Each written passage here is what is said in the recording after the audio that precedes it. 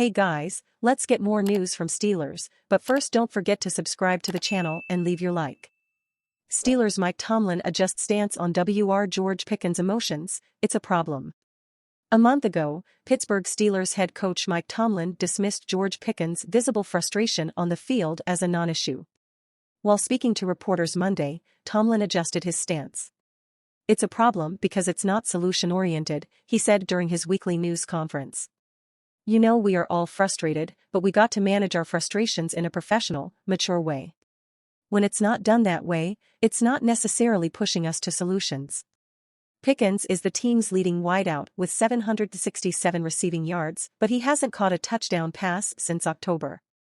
The 22-year-old also hasn't eclipsed 100 yards receiving since a Week 7 win over the Los Angeles Rams. In the past 7 games, he's recorded more than 4 receptions in a game just one time.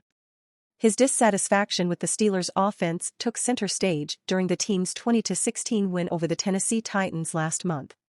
The victory saw wide receiver Diontae Johnson score a late touchdown for the lead. While teammates celebrated, Pickens appeared upset while he stayed on the bench. After the win, Tomlin shot down any mention of Pickens' disposition, saying, "I know it's a cute story for you guys, but it is a pebble in my shoe, to be quite honest with you." In recent weeks, broadcast cameras have continued to capture the receiver's emotions during games. After Pickens appeared to express frustration during last Thursday's loss to the New England Patriots, Tomlin was seen speaking to him on the sideline. "I think it can happen to anyone when things aren't going well, to be honest with you," Tomlin said Tuesday. "We care a lot, we put a lot into it, and so frustration is a natural human response. But I'm completely comfortable asking these guys to do unnatural things because they're professional athletes. That's our job, to do the unique things and make them look regular, to make them look ordinary."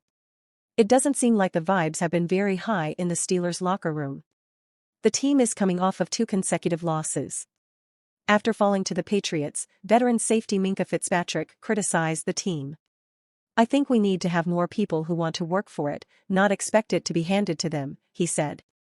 Fitzpatrick was reported to have been involved in a heated exchange with Johnson after a loss to the Cleveland Browns. Soon after, Johnson was forced to account for his visible lack of effort during a win over the Cincinnati Bengals. Running back Najee Harris has also been candid about his frustration with the offense. "There's a lot of stuff that goes around that you guys don't see. I'm at a point where I'm just tired of this *****, he said in November. Offensive coordinator Matt Canada was fired days later. Diontae Johnson thinks offense's problems are simple. The Pittsburgh Steelers season is in a tailspin following back-to-back losses to 2-10 teams. The performance on the offensive side of the ball has been a big reason for the Steelers' struggles this season. That has been magnified by the injury to QB Kenny Pickett suffered at the end of the first half against the Arizona Cardinals.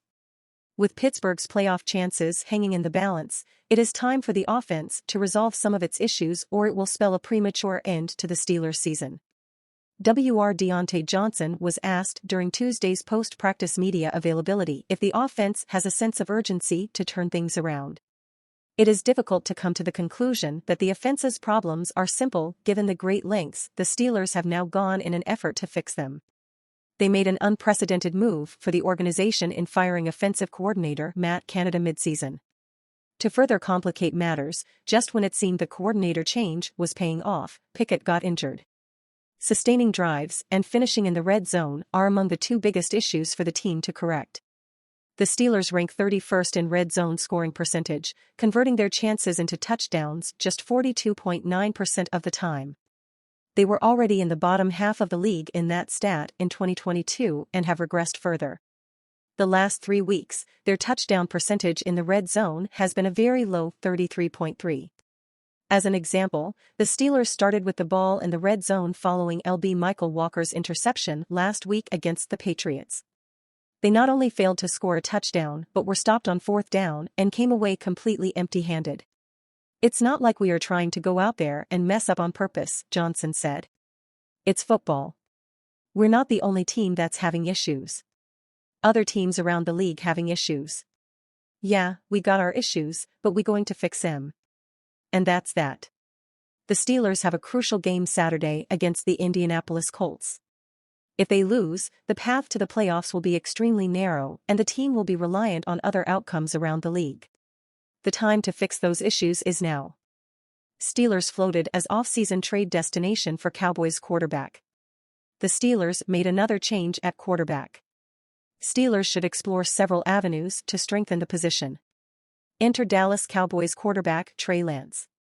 Lance could raise the ceiling at Dallas QB2 position, but the Cowboys could get a better return for Lance than they paid from teams like the Steelers, New Orleans Saints, or Seattle Seahawks, 33rd teams Connor Livesay wrote in December.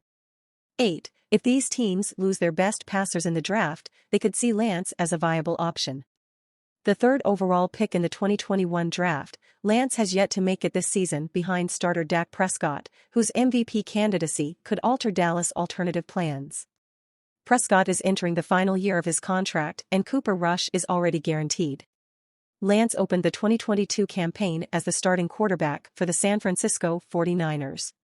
He suffered an ankle injury that knocked him out during the season and required multiple surgeries, losing his starting spot to Brock Purdy in the process. Dallas acquired Lance from San Francisco for a fourth-round pick in August. He completed 66.7% of his passes for 287 yards, 2 touchdowns, and 1 interception during the preseason while still with the Niners. In 2 seasons with San Francisco, Lance completed 54.9% of his passes, 797 yards, with 5 touchdowns and 3 interceptions. He added 235 yards and a touchdown on 54 carries in that span. He was also born in Marshall, Minnesota, and stood out at Marshall High School. Steelers want to bring in Cousins next season, according to Diana Russini of The Athletic. But his age and contractual status make planning for the future a prudent exercise. This could at least be part of their plans to resolve the impending problem. Steelers could very well end up victims of their success. They could win enough games to lose top quarterbacks and be stuck trying to make things work with a middle option and/or, as would be the case with Lance, a reclamation project.